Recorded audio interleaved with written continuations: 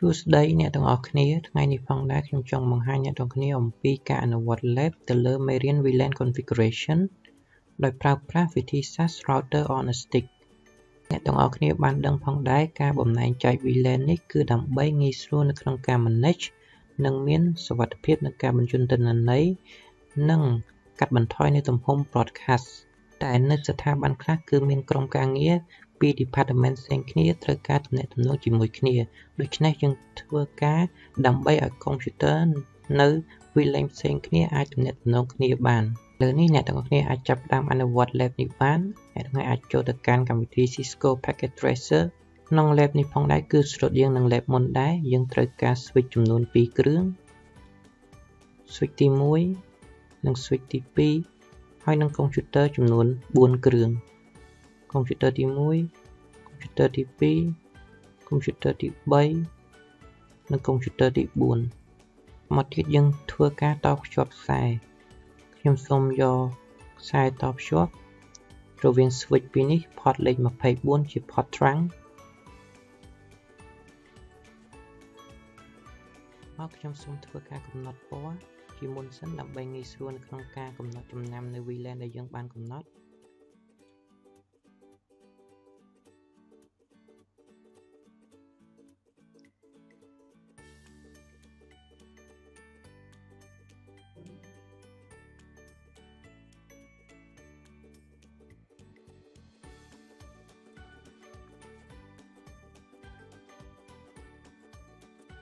ដែលពណ៌ខាងលើនេះខ្ញុំសូមកំណត់យក VLAN លេខ10 IT និងពណ៌ខាងក្រោម VLAN លេខ20 Accounting ពណ៌ VLAN លេខ10មានឈ្មោះ IT នេះផងដែរខ្ញុំសូមធ្វើការ assign ទៅ port នៅលើ switch port លេខ1ដល់លេខ3និង VLAN 20 Accounting លេខ4ដល់លេខ6ឥឡូវនេះខ្ញុំសូមធ្វើការតភ្ជាប់ខ្សែទៅកាន់កុំព្យូទ័រនីមួយៗទៅតាម port ដែលយើងបានបែងចែកនៃ VLAN ខាងក្រោមនេះគឺចាប់តាមពី port លេខ4 VLAN IT គឺលេខ1ដល់លេខ3និងខាងក្រោមនេះផងដែរគឺចាប់ដើមពី port លេខ4ឥឡូវនេះខ្ញុំសូមកំណត់ IP នៅលើកុំព្យូទ័រទាំង4 192.168.1.2/24 កុំព្យូទ័រខាងនេះ 192.168.1.3/24 កុំព្យូទ័រមួយនេះ 192.168.2.2/24 កុំព្យូទ័រចុងក្រោយ 192.168.2.3/24 នេះយើងចាប់ផ្ដើមចូលទៅដាក់នៅក្នុងកុំព្យូទ័រនីមួយៗនៅ IP address ដែលបានកំណត់ desktop IP configuration static IP address 192.168.1.2/24 កុំព្យូទ័រនេះ IP configuration 192.168.1.3/24 computer នេះ desktop IP configuration 192.168.2.2/24 និងកុំព្យូទ័រចុងក្រោយ desktop IP configuration 192.168.2.3/24ពីអ្នកទាំងគ្នាបានដាក់ IP ហើយអ្នកទាំងគ្នាអាចធ្វើការ test ping ពីកុំព្យូទ័រខាងនេះមកកាន់កុំព្យូទ័រខាងនេះដែលស្ថិតនៅលើ VLAN តែមួយតើវាមានទំនាក់ទំនងជាមួយគ្នាឬអត់អ្នកអាចចូលទៅកាន់ PC មួយនេះ command prompt ហើយ ping មកកាន់ IP 1.3 ping 192.168.1.3 reply ដូច្នេះកុំព្យូទ័រនៅខាងនេះមានទំនាក់ទំនងនៅក្នុងកុំព្យូទ័រខាងនេះពីព្រោះវាស្ថិតនៅក្នុង network range តែមួយតែកុំព្យូទ័រខាងក្រោមនេះបានដែរ 2.3 ដើម្បី test connection ប្រកាសថា computer ខាងក្រោមនេះមិនអាចប្រស័យតាក់ទងជាមួយ computer នេះបានឡើយពីព្រោះវាស្ថិតនៅក្នុង network ពីរផ្សេងគ្នា request timeout ដឹងបានថាតាមរយៈការ ping test connection computer ដែលមាន IP 1.2 មិនអាចប្រស័យតាក់ទងជាមួយ computer ដែលមាន IP 2.3 នេះបានទេដោយសារ computer ទាំងពីរនេះស្ថិតនៅក្នុង network range ពីរផ្សេងគ្នាសំណួរសួរថាតើហេតុអ្វីបានជាយើងចាំបាច់ចែកនៅ VLAN ពីរផ្សេងគ្នាដែលមាន VLAN IT និង VLAN accounting ទី1គឺសម្រាប់ network administrator ងាយស្រួលនៅក្នុងការគ្រប់គ្រងនិង management ទៅលើ VLAN នីមួយៗទៅតាម department នីមួយៗនៃស្ថាប័ននិងគោលបំណងធំបំផុតគឺកាត់បន្ថយនៅចំនួន broadcast ដូច្នេះ network របស់អ្នកទាំងអស់គ្នានឹងដំណើរការល្អប្រសើរហើយយើងអាចចូលទៅកាន់ switch ដើម្បីបង្កើតនៅ VLAN enable config terminal VLAN លេខ10មានឈ្មោះថា IT exit និង VLAN លេខ20មានឈ្មោះថា accounting exit អាចប្រើ command ដើម្បីមើល VLAN ដែលយើងបានបង្កើត do show VLAN brief ថា VLAN លេខ10មានឈ្មោះ IT និង VLAN លេខ20មានឈ្មោះ accounting ប៉ុន្តែយើងមិនទាន់អាសាញចូលទៅកាន់ port មួយណានៅឡើយទេដែលខ្ញុំបានដាក់ VLAN លេខ10 IT អាសាញទៅកាន់ port លេខ1និងលេខ3និង VLAN លេខ20 accounting អាសាញទៅកាន់ port លេខ4និងលេខ6យើងអាចចូលទៅកាន់ switch ម្ដងទៀតដើម្បីអាសាញទៅកាន់ interface range pass 0/1 ដល់3 switch port modes access switch access ទៅកាន់ VLAN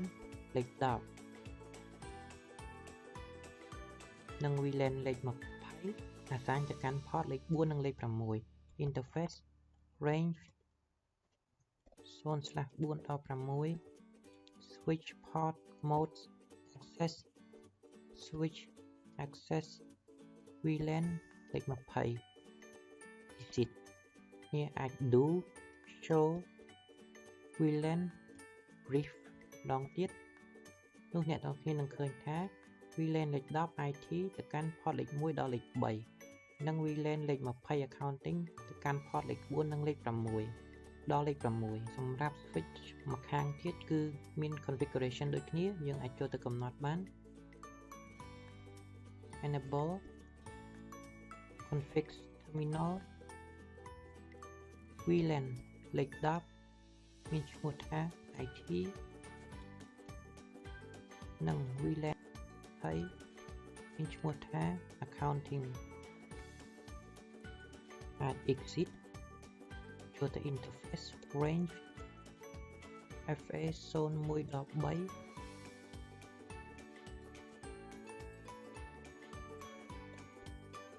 switch port mode access switch access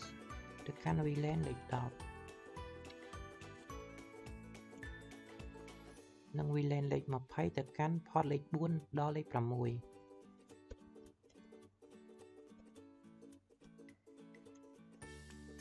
switch port modes access switch access ទៅកាន់ VLAN លេខ20 exit អ្នកទាំងគ្នាអាច do show VLAN ដើម្បីពិនិត្យនៅ VLAN ដែលយើងបានបង្កើតអូខេ VLAN លេខ10 IT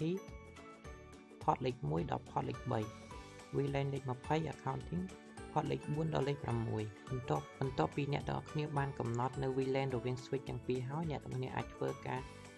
ping test connection រវាង PC នេះមកកាន់ PC នេះដែលស្ថិតនៅក្នុង VLAN IT តែមួយនិង network range តែមួយតើវាស្គាល់គ្នាដែរឬទេអ្នកទាំងគ្នាអាចចូល command prompt ping មកកាន់ IP 192.168.3 request timeout មានន័យថា computer ពីរនេះមិនអាចតាក់ទងគ្នាបានទេ ដូច្នេះយើងត្រូវធ្វើការ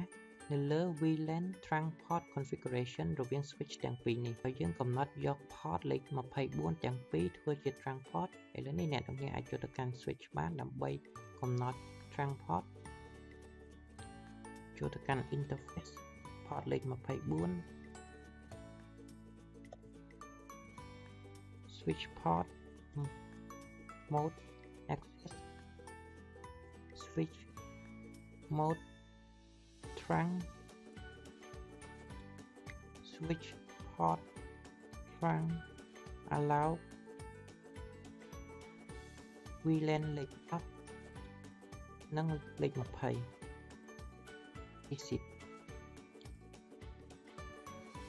switch ខាងនេះគឺដូចគ្នា interface port លេខ24 switch mode access switch port mode trunk switch port trunk allow VLAN លេខ10និងលេខ20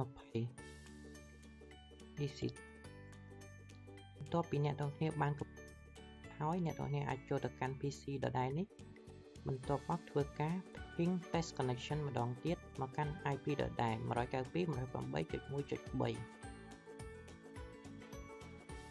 ឥឡូវនេះ reply ដូចនេះបន្ទាប់ពីយើងធ្វើ trunk port configuration ហើយ VLAN 10 នៅក្នុង switch នេះអាចតាក់ទង VLAN 10 ដែលនៅក្នុង switch នេះផងដែរ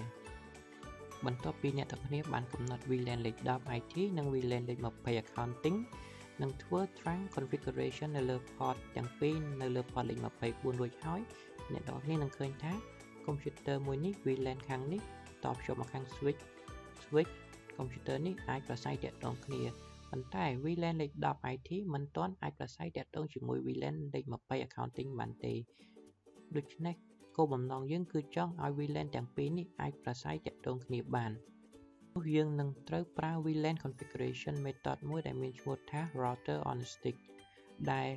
វិធីសាស្ត្រ router on a stick នេះផងដែរយើងត្រូវការ router ចំនួន1និងខ្សែ network ចំនួន1សរសៃយើងអាចតភ្ជាប់កាន់ port 0/0 មកកាន់ port លេខ20ចំពោះ port លេខ20នៅលើ switch នេះផងដែរខ្ញុំសូមធ្វើជា trunk port ដើម្បីឲ្យ router ស្គាល់ VLAN ទាំងពីរ VLAN លេខ10និង VLAN លេខ20 3 computer VLAN ពីរនេះផ្សេងគ្នាអាចប្រស័យតាក់ទងគ្នាបានគឺយើងត្រូវការ default gateway ដើម្បីរកផ្លូវបញ្ជូន data ខ្ញុំសូមកំណត់យក IP ទាំងពីរនេះជា default gateway ចំពោះ IP ទាំងពីរនេះផងដែរយើងធ្វើការដាក់នៅលើ interface តែមួយនៃ router ដែលជា sub interface ដែលអនុញ្ញាតឲ្យយើងដាក់ multiple IP ច្រើននៅលើ interface តែមួយដំបូងយើងត្រូវធ្វើ trunk port configuration នៅលើ port លេខ20 switch ជាមុនសិនដើម្បីឲ្យ router ស្គាល់ VLAN លេខ10និងលេខ20យើងអាចចូលទៅកាន់ interface port លេខ20 switch port mode access switch port mode trunk switch port trunk VLAN លេខ10និង20 exit ទៅនេះយើងអាចចាប់ផ្ដើមចូលទៅកាន់ router ដើម្បីកំណត់ IP ជា default gateway ទៅកាន់ sub interface នីមួយៗ enable config terminal ដំបូងយើងធ្វើការបើក main port ជាមុនសិន interface 0/0 no shutdown បន្ទាប់មកយើងចូលទៅកាន់ sub interface 0/0 check 10តំណាងឲ្យ VLAN លេខ10 IP យើងធ្វើការ encapsulation method .1q ទៅលើ VLAN លេខ10បន្ទាប់មកយើងធ្វើការដាក់ IP address 192.168.1.1 Signet mask 255.255.0 No shutdown ដើម្បី enable នៅ port បន្ទាប់មកយើងចូលទៅកាន់ sub interface មួយទៀត interface 0/0/20 តំណាងឲ្យ VLAN លេខ20 accounting យើងធ្វើការ encapsulation method .1q លើ VLAN លេខ20ធ្វើការដាក់ IP address 192.168.2.1 ស្ដេចណាស់ 255.255.255.0 no shutdown ដើម្បី enable the port exit ចាប់ផ្ដើមដាក់ IP ជា default gateway ទៅលើ computer នីមួយៗ IP configuration default gateway 192.168.1.1 IP configuration default gateway 192.168.1.1 និង computer ខាងក្រោមនេះ IP configuration 192.168.2.1 និង computer ចុងក្រោយ default gateway 192.168.2.1 ឥឡូវនេះ configuration យើងបានរួចរាល់បន្ទាប់ពីការដាក់ default gateway នៅលើ sub interface តែមួយនៅលើបោះ router ឥឡូវនេះយើងអាចធ្វើការ ping test connection រវាង VLAN 20 accounting នេះទៅកាន់ computer ខាងនេះ VLAN លេខ10 IT អ្នកអាចចូលទៅកាន់ computer នេះបន្ទាប់មក ping ទៅកាន់ IP 1.3 command prompt ping 192.168.1.3 reply ដូច្នេះ VLAN ទាំងពីរនេះអាចប្រស័យទាក់ទងគ្នាបានទាំង4 computer ទោះបីវាស្ថិតនៅក្នុង network range 2ផ្សេងគ្នាក៏ដោយសារយើងមាន default gateway ដែលយើងបានដាក់នៅលើ computer វីដេអូនេះផងដែរដែលមាន method router on a stick VLAN configuration បានដល់ទីបញ្ចប់សូមអរគុណ